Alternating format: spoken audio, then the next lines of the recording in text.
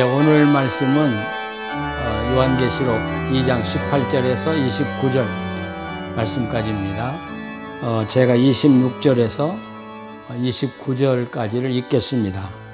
이기는 자와 끝까지 내 일을 지키는 그에게 만국을 다스리는 권세를 주리니 그가 철장을 가지고 그들을 다스려 질그릇 깨트리는 것과 같이 하리라.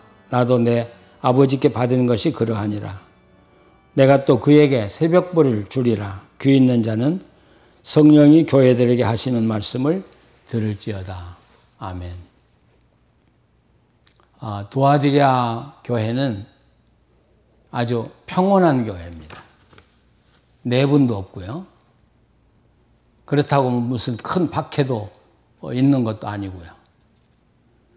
또 이 두아디라 지역이 부한 도시였거든요.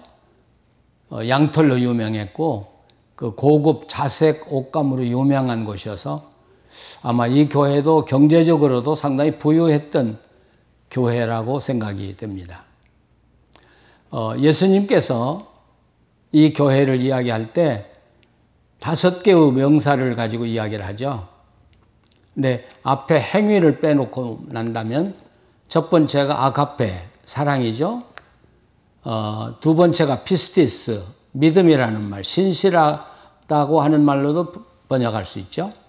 디아코니아, 봉사, 섬김을 이야기하고요. 휘포모네를 이야기합니다.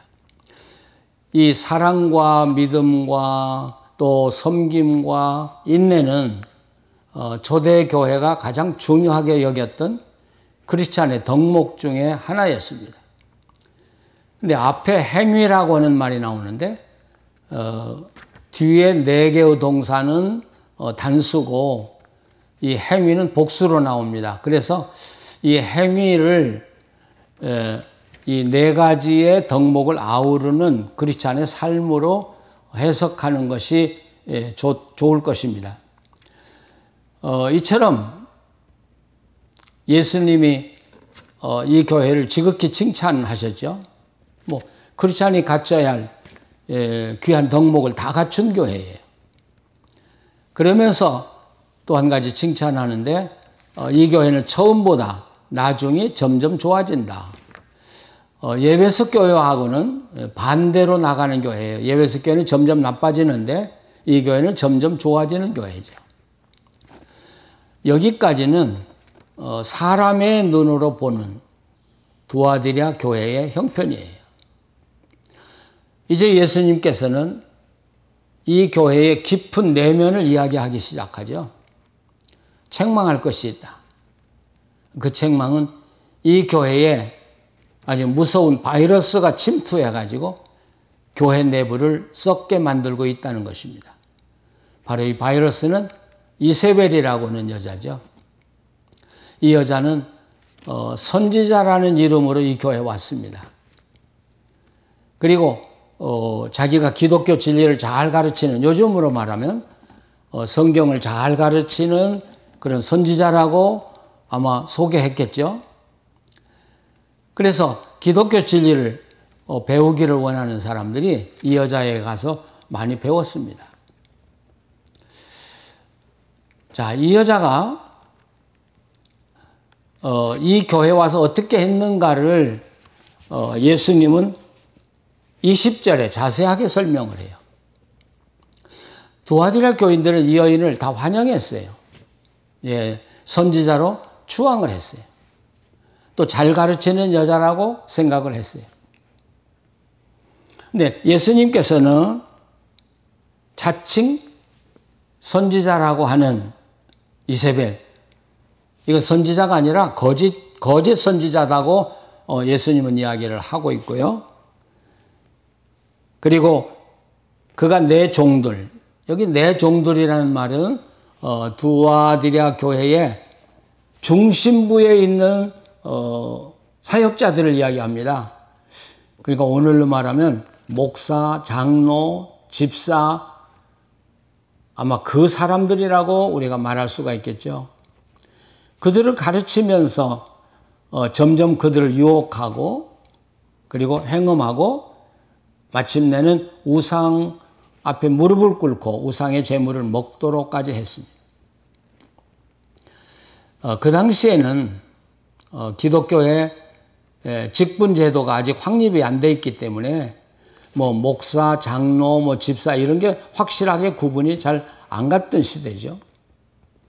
반면에 이 복음의 열정을 가진 사람들이 순회하면서 복음을 전하던 시대였습니다. 이 순회 전도자에 속하는 사람 중에 가장 유명한 사람이 바울이라고 하겠죠. 바울, 신라 이런 분들이 바로 순회 전도자였습니다. 이처럼 훌륭한 순회 전도자가 있었는가 하면 거짓말로 자기가 차칭해서 선지자라고 하고 교인 집에 가서 피해를 끼치고 또 교인들에게 많은 물품도 요구하고 하는 그런 해서는 안 될 악한 짓을 하고 다니는 거짓 선지자들이 많이 있었습니다. 바로 이 여자도 바로 그런 거짓 선지자에 속한 여자인데 자기가 선지자인 채 하고 바로 이 교회에 침투해 들어왔다는 사실입니다. 근데 오늘 예수님이 하신 말씀을 우리가 자세히 들여다보면 이 여자가 뭘 했는가를 우리가 추측할 수 있죠. 자, 이 교회에 선지자라는 이름으로 들어왔습니다. 그리고 성경을 가르쳐 준다고 사람들을 꾀었습니다. 성경을 가르치다가 어느 정도 시간이 지나면 이제 자기가 주장하려고 하는 그런 잘못된 이단의 교리로 교인들을 끌고 가기 시작했습니다. 그래서 이걸 꿰다 이렇게 표현을 하죠. 여기서 꿰다는 이 헬라어 단어는 요한계시록에서는 항상 사탄이 크리스찬들을 넘어뜨리기 위해서 하는 행동을 가리키는 단어로 사용이 되고 있습니다. 자, 그쯤 가면 이제 가르치는 사람과 배우는 사람이 상당히 밀접하게 되지 않겠습니까? 그럴 때 이 여자는 자기 몸을 도구로 사용해서 그들과 함께 행음을 하기 시작한 것이죠. 그러니까 이 두아디라 교회의 중심부에 있는 일꾼들이 이 여자와 다 잠을 자지 않는 사람이 없었다는 것이죠. 그리고 결국은 우상 앞에 이들을 끌고 가고 우상을 경배하게 했다는 사실입니다. 그러면 여기서 우리가 도대체 이 여자의 정체가 뭐냐? 또 이 여자가 섬기는 우상은 과연 무엇일까? 무엇이기에 크리스찬들을 그 이단으로 끌고 가려고 하는 것인가? 어떤 주경신학자들은 여기에 깊은 곳이라는 단어를 가지고 이건 영지주의일 거다. 그런데 요한계시록 해석할 때 그렇게 해석해서는 안 되죠. 왜냐하면 이 7교회는 요한계시록의 내용과 긴밀히 연결되어 있는 거예요. 그렇다면 이 여자는 그런 영지주의라든지 모르겠죠. 그 전에 영지주의에 물들어 있었던 여인인지 모르겠습니다만은 이 여인은 당시 인간 황제를 신으로 모시고 하나님의 자리에 그 황제를 앉혀놓고 숭배하는 황제 숭배 종교라고 말할 수 있겠습니다. 로마는 거대한 나라를 다스렸던 나라입니다. 유럽 전체를 다 점령했죠. 북아프리카를 점령했죠. 이 넓은 영토에 그 많은 사람들을 인종과 언어가 다 다른 사람을 다스린다고 하는 건 정치적으로는 불가능합니다. 그래서 사용한 게 종교 정책이죠. 그래서 종교를 통해서 일체감을 갖게 하고 특별히 이 종교, 그래서 이 로마 황제를 신으로 섬기게 함으로써 그들이 얼마나 충성스러운가를 테스트하는 그런 방법을 썼던 것이죠. 로마는 황제를 신으로 섬기고 황제의 명령을 따르면 그 백성들에게 최대한 혜택을 주었습니다. 풍요를 주었고요. 향락을 주었고요. 심지어는 음란한 짓을 마음대로 할 수 있도록 허락을 했습니다. 그러나 반대하면 고문하고요. 마침내 죽이고요. 그러니까 이 크리스찬들이 이 로마와 충돌할 수밖에 없었죠. 또 로마 제국의 입장에서 볼 때는 이 기독교가 제일 미운 존재예요. 왜냐하면 다른 종교들은 뭐 황제 숭배를 하라고 하면 이유 없이 숭배를 했거든요. 그리고 자기들 본래의 생활로 돌아갈 수 있잖아요. 그러나 기독교는 그렇지 않습니다. 황제가 이 세상을 다스리는 신이 아니다. 오직 하나님만이 신이라고 외치는 것이죠. 지금도 독재자들이 쓰는 방법은 바로 종교 정책입니다. 뭐 북한이 대표적인 예죠. 자기를 신으로 섬기도록 함으로써 국민의 일체감을 얻게 하고 그리고 이 국민들이 얼마나 충성하는가를 보려고 하는 것이죠. 그렇기 때문에 이 독재자들이 제일 미워하는 게 기독교잖아요. 기독교는 하나님의 다른 신이 없다는 걸 제1번으로 내세우고 주장하는 종교이기 때문이죠. 그래서 이 로마는 기독교를 말살시키기 위해서 정책을 바꿨어요. 여기서는 핍박하는 대신에 이세벨과 같은 그런 악한 여자를 침투시킨 것이죠. 기독교를 말살시키고 그리고 로마 황제 숭배로 일체감을 갖게 하기 위해서 파송한 여자라면 우리가 짐작하는 바가 있어요. 이 여자는 외모도 좀 매력이 있었을 거예요. 또 지성적이었을 거고요. 또 하나님의 말씀을 잘 알고 가르친다고는 그런 인상을 주었을 거예요. 그래서 결국 이 두아디라 교회의 일꾼들이 여기에 넘어갔고 마침내는 그 여자의 그 악랄한 수법에 의해서 코가 꿰어지고 그리고 우상에게 끌려가고 우상을 숭배하기까지 이르렀습니다. 더 무서운 건 이 두아디라 교회 많은 교인들이 이 여자를 보면서 이 여자가 잘못됐다고 하는 걸 알면서도 묵인했다는 점입니다. 아니, 동조하는 사람이 많았다는 것입니다. 자, 하나님이 우리 주님이 이 교회를 어떻게 하시겠습니까? 가만둬야 하겠습니까? 만약 이대로 두면 이 교회, 겉은 교회인데 속은 완전히 망가져버리는, 무너져버리는 교회가 될 것입니다. 그래서 주님 말씀하죠. 회개하라. 회개 기회 줬다는 거예요. 그러나 그들은 회개하지 않았다는 거예요. 여러분, 이 이세벨이 회개하는 것은 말로 하는 게 아니잖아요. 자기가 섬기는 로마 황제의 우상을 끊어버리는 것이고요. 음란한 짓을 끊어버리는 거고요. 그리고 주님에게 돌아오는 게 회개잖아요. 또 이세벨을 쫓아가는 이 사람들은 그걸 다 끊어버리는 거잖아요. 음란한 삶을 끊어버리고 우상을 끊어버리고 그리스도에게 순전한 믿음으로 돌아오는 거잖아요. 그런데 돌아오려고 하지 않았습니다. 주님께서 이 교회를 향해 심판을 내리십니다. 이 두아디라 교회에 소개하는 예수님의 모습은 불꽃 같은 눈을 가지신 이죠. 그리고 놋쇠로 된 발을 가지신 분, 두 가지. 그러니까 사람은 속일 수 있어요.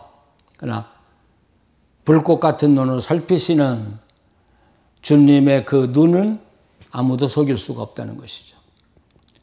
그리고 놋쇠와 같은 발로 이제 심판이 시작이 되는 것이죠. 첫 번째로 이 이세벨이라고 하는 여자를 침상에 던지리라. 이 여자가 침상에서 유혹했잖아요. 주의 종들을. 그래서 주님은 병상에 던진다는 거죠. 그러니까 심한 악질에 걸려서 아마 죽음에 이르기까지 내려가리라고 생각이 돼요. 근데 이건 이세벨이란 여자만 그런 게 아니라 이세벨을 따라갔던 모든 교회 직분자들도 다 침상에 병상에 던진다는 것이죠. 그뿐 아니라 그 자녀들을 내가 죽이리라고 말씀해 주셨습니다. 여러분 무섭잖아요? 자기들만 고통당하는 게 아니라 자녀들까지 하나님의 진노를 피할 수가 없다는 사실이에요. 근데 다행스러운 건 이 교회에 이 이세벨의 교훈을 쫓지 않고 또 사탄의 그 교훈을 따라가지 않고 믿음을 지켜가는 사람들이 있었다는 거죠. 정확하게 모르겠지만 이 두아디라 교회는 이세벨을 따라간 사람들이 많았던 것 같고요. 신앙을 지킨 사람들이 도리어 적었던 것 같아요. 그들에게 주님이 위로해 주십니다. 끝까지 그 믿음 지켜가라. 내가 여러분에게 더 할 말이 없다. 그러면서 이기는 자에게 주시는 축복을 내리십니다. 우리가 이 요한계시록 1장을 공부할 때 우리 크리스찬들을 하나님이 이 바실레아 왕국 킹덤으로 세우셨고 우리를 왕으로 세웠다는 말씀 했습니다. 우리는 왕이라는 것입니다. 근데 이제 요한계시록 20장에 가보면 우리가 얼마나 그 왕으로서 왕노릇하면서 주님과 함께 심판의 자리에 앉아 있는 영광의 모습을 우리가 보게 됩니다. 왕답게 계속해서 살아가라는 것이죠. 두 번째는 그 생명, 그 새벽벌이라고 그랬죠. 새벽벌을 주리라. 여기 새벽벌은 예수 그리스도시죠. 그러니까 예수님의 영광을 그들에게 준다고 하는 말씀으로 해석할 수 있겠습니다. 결국 요한계시록에서 우리에게 계속 이야기하는 건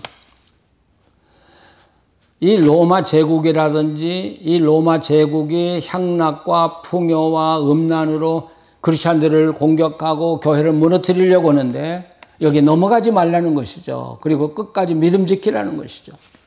그럴 때 우리는 이기는 자가 되라는 것이죠. 요한계시록은 이런 모든 세상의 유혹을 이기고 승리하는 자가 되도록 하기 위해서 써진 책입니다. 두아디라 교회. 두 얼굴을 가진 교회입니다. 겉으로는 굉장히 아름다운 교회입니다. 훌륭한 교회입니다. 봉사 잘하는 교회입니다.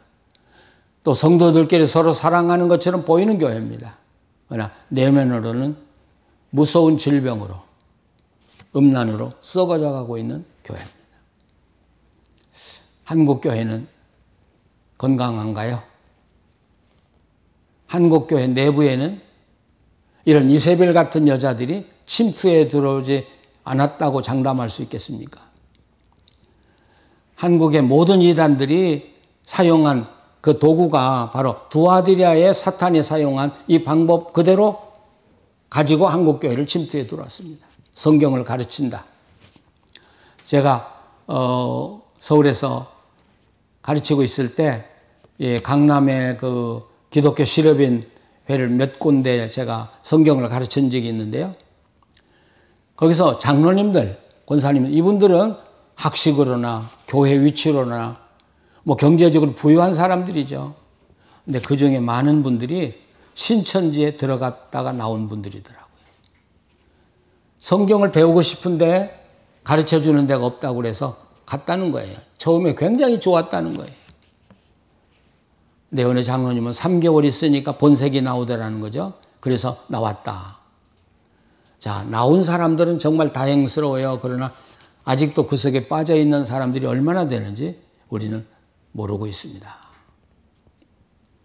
하나님은 우리 외모를 보시지 않습니다. 우리의 깊은 면을 보고 있습니다.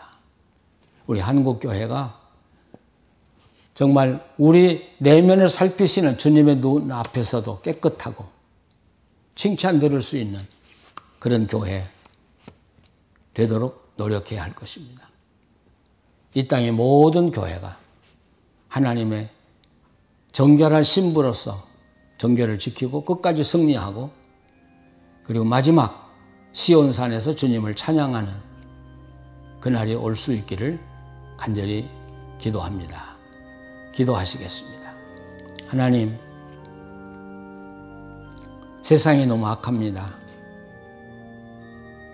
사탄은 우는 사자와 같이 교회를 삼키려고 노리고 있습니다. 그런데도 우리 교회들이 너무 태연하고 태평하니 하나님의 주신 그 축복을 누리기에 정신이 없습니다. 하나님, 이 시대에 주님이 우리에게 하시는 말씀을 듣게 해 주시옵소서. 그리고 우리가 버릴 것 버리게 하시고 또 끊어야 할 건 끊게 하시고 돌이켜야 할 걸 돌이키게 해 주시옵소서. 그래서 정말 주님의 세운 왕답게 주님의 자녀들답게 끝까지 믿음으로 승리하는 성도들, 교회들 되게 하여 주시옵소서. 예수님의 이름으로 기도합니다. 아멘.